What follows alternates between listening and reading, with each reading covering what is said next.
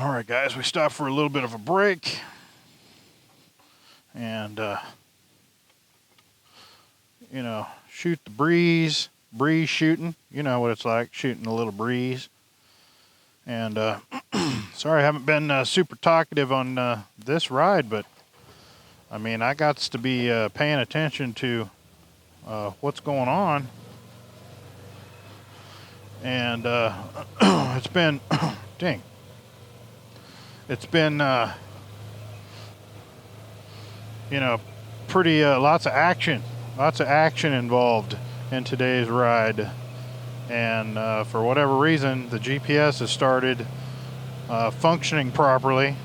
I think Gaia GPS is awesome, but I think I have used it in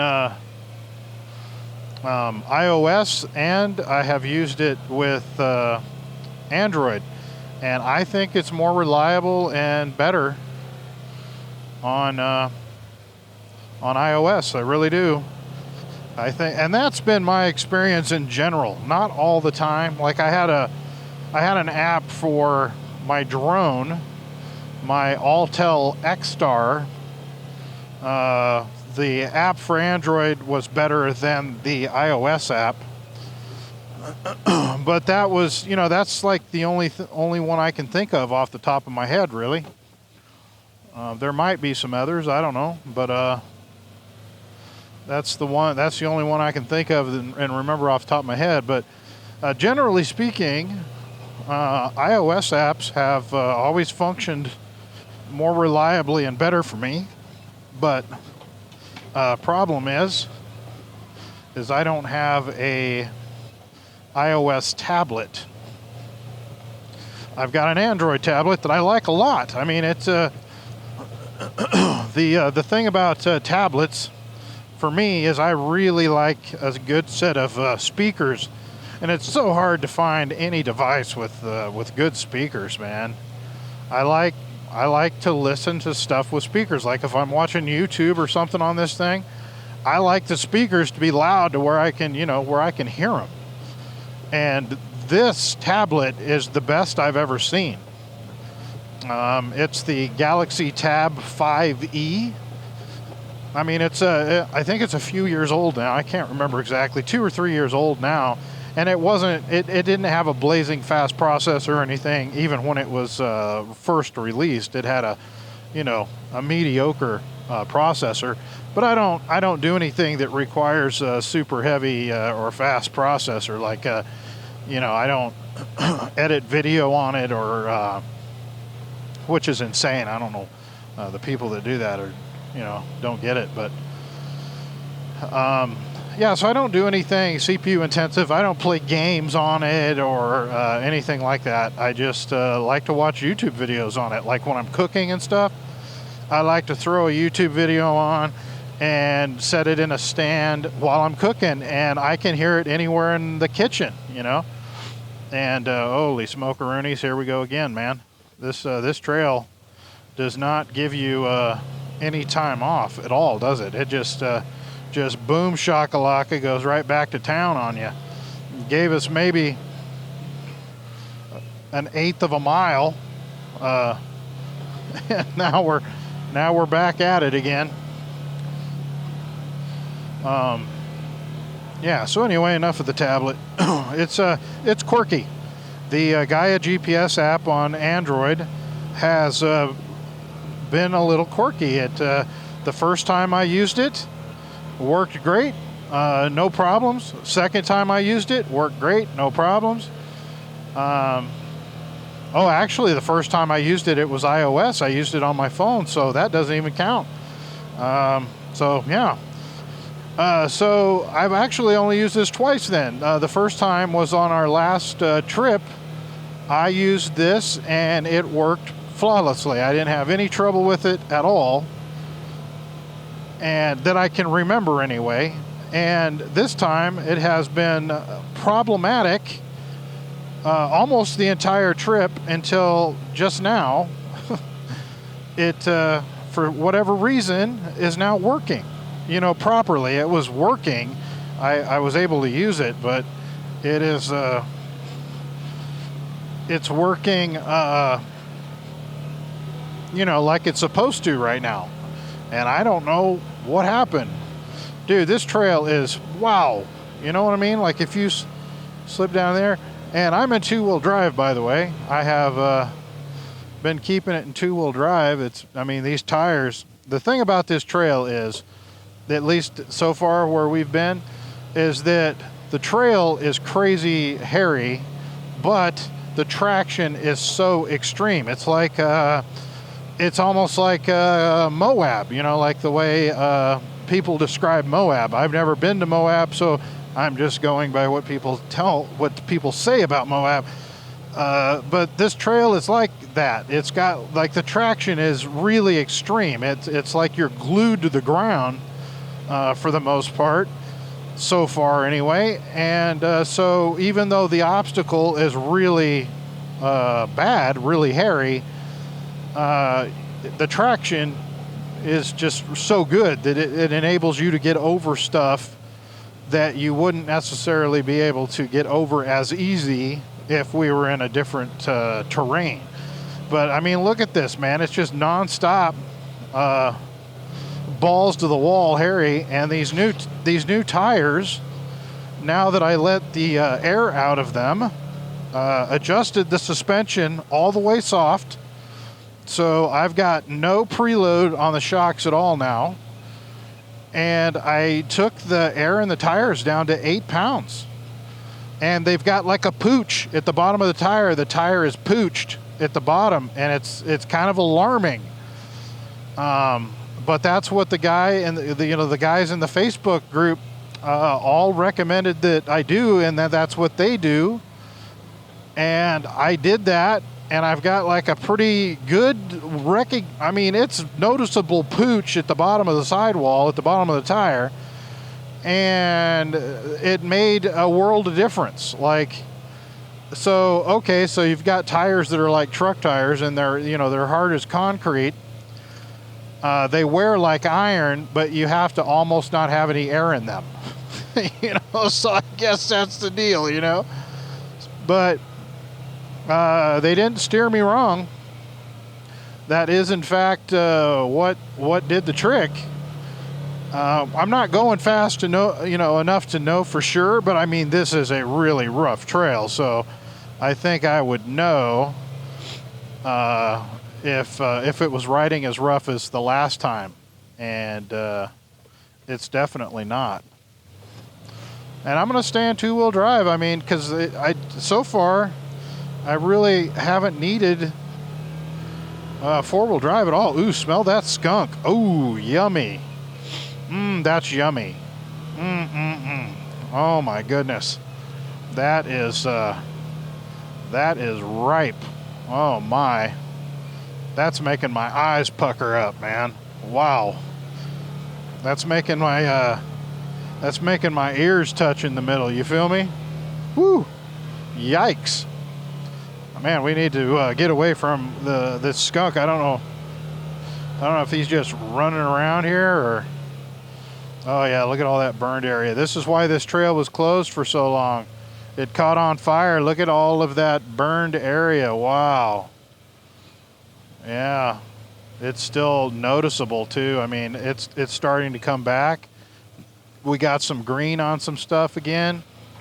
But look at that whole burned area. It looks like that whole section right here is just burnt up. Look at this tree all burnt up.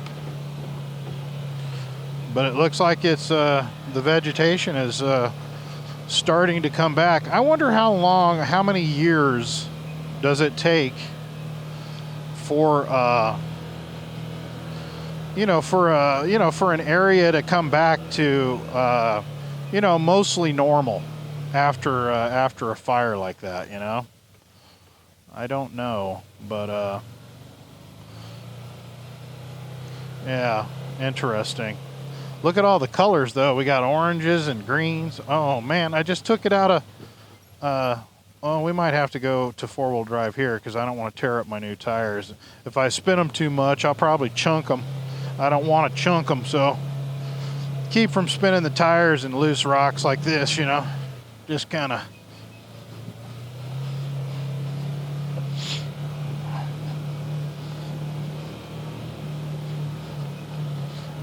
Let's see what we got here. See if I can get around this rock. Looks like I can. Oh my. Oh my, this trail is angry. This is an angry trail. That trail is angry. It doesn't want us on it. It's trying to buck us off like a wild bronco. Look at this thing, man. This trail's looking to shed us. Doesn't want us here. Wants to repel and fight back. Oh my. Yikes. You guys are probably going, oh, what's he talking about? They don't look like squat diddly piss. And I'm telling you, it is gnarly. Gnarly. We've gone over some pretty gnarly stuff. Now, I guess what I consider to be gnarly is different than some of the folks who comment on my videos sometimes.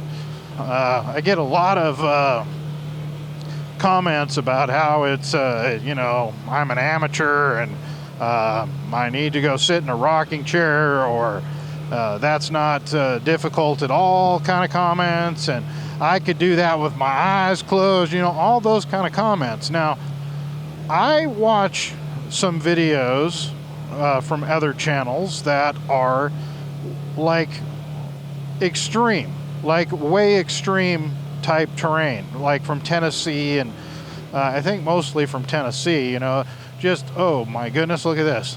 But it's mostly just like total extreme stuff where you're almost guaranteed to break your machine, damage it in some way, and that, you know, so that's different. I don't like, yeah, if that's what you think is hard, then yeah, you're going to think this is easy. It's not going to be a, you know, a problem. But I don't do trails like that. And, you know, for my level of trails that I go on, this is as tough as it gets, really, right here.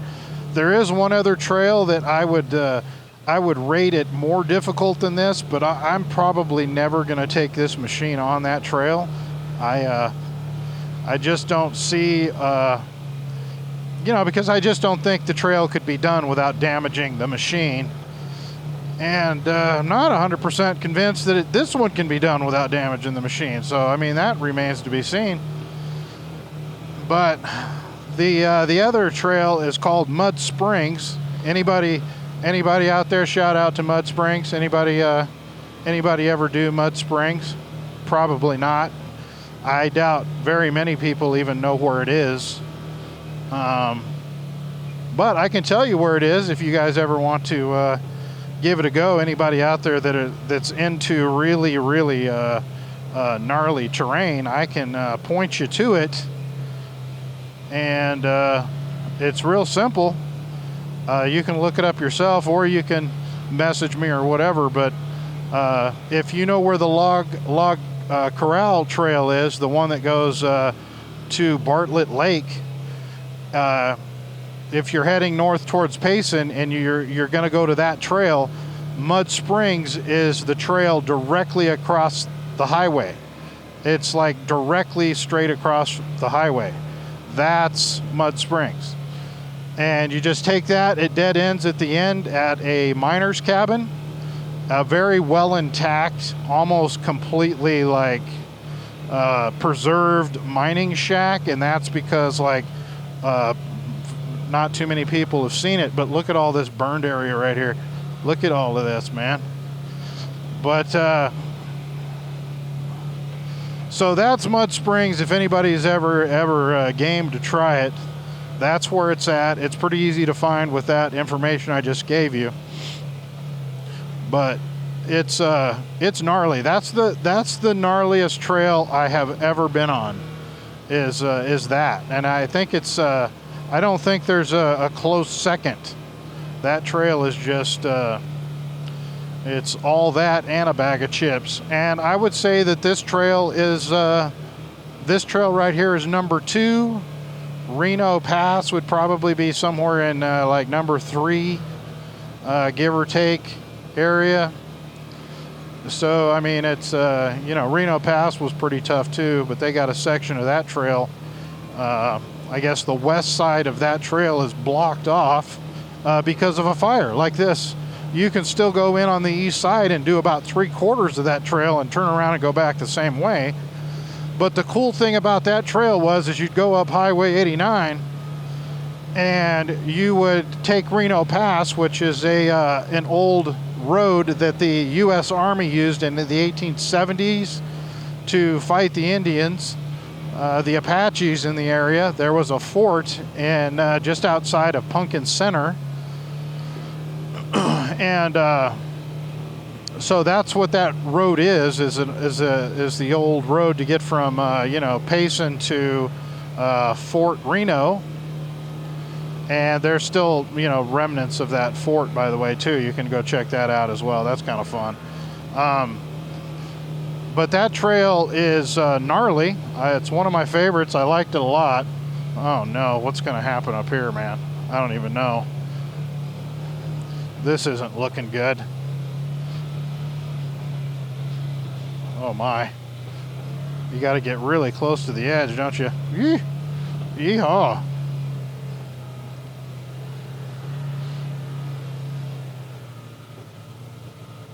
Whoa.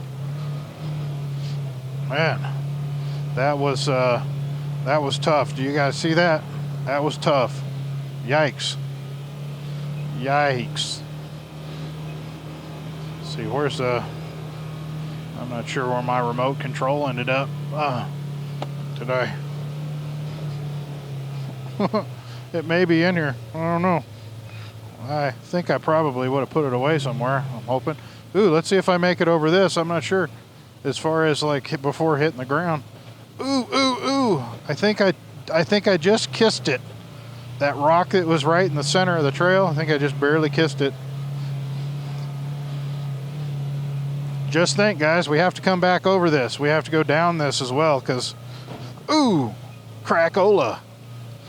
I did more than kiss that.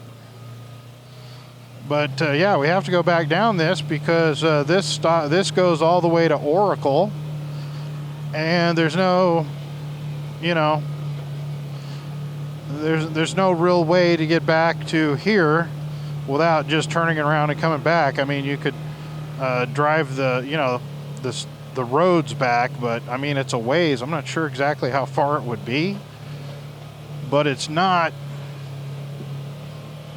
you know, it's not a short distance to drive this on the road. And I think that that's what my dad wanted to do, and I'm like, no, I don't think that's too good, too smart a move, really.